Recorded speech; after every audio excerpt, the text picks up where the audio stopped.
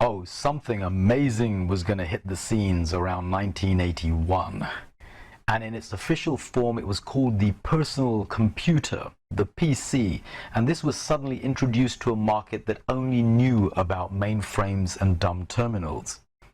But for the first time in history, we had a machine that was essentially a mini mainframe. That's what they often called it, shrunken down to something the size of your desk. Essentially a piece of IT that individuals could actually use themselves, rather than having to buy in huge pieces of kit. Small businesses for the first time could actually use IT. And people paid quite readily for this device. It was a standalone piece of kit which didn't require a network, and it didn't require the huge investments of a mainframe. It only came in at £10,000 in 1981. But in 1981, £10,000 was essentially the price of a small studio flat in London. But you know what? It doesn't matter, because it wasn't the hundreds of thousands that a mainframe would have cost. And so it was fine. Many organizations, the idea of having some sort of IT like this was actually a godsend. And suddenly the chasm between large corporations and small corporations disappeared. No longer was IT an elite club, and suddenly it was open to the masses, and we started using it in bucket loads. It was powerful stuff because it has its own processing, its own storage, and for the first time in history, every single person within an organization didn't need to rely on a mainframe being on, because you had your own piece of processing on your desk. And so when this took hold, it was amazing for everyone. The key thing is it got the end users excited about IT for the first time. And of course, after that, it started to enter the home. Initially, the homes of the rich and wealthy. But eventually, as we know, this stuff became ubiquitous around the world. But in a company environment, in a corporate environment, the advent of PCs with so much power, individual storage, and CD-ROMs where you can input your own information, data, and applications brought problems, big problems. And we didn't really understand what we were doing when we started to introduce PCs into the front end of the network in any large organizations.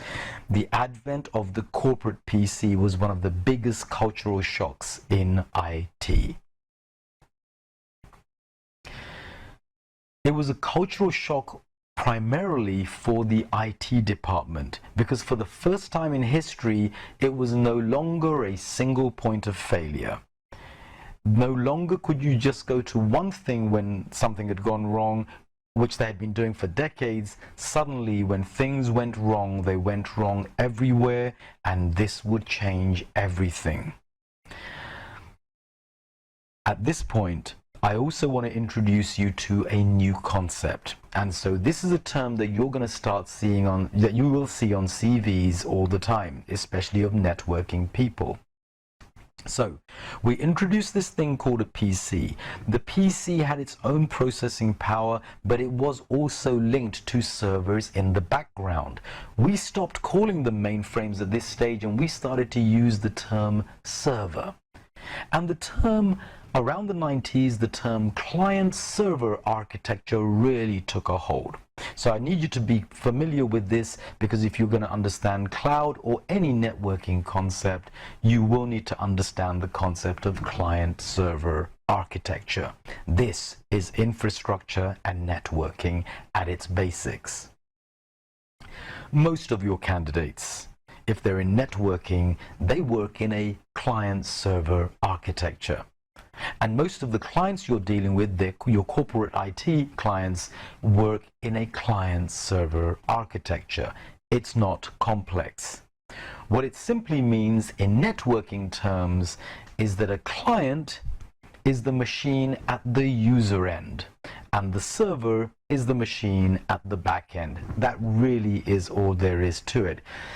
Anything that serves a user machine is called a server in IT.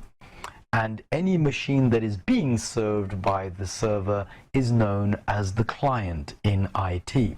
So if your PC fails and you phone your IT department and you say there's something wrong with my PC, your IT department will look at the map up there and they'll say, client 54 has just gone down.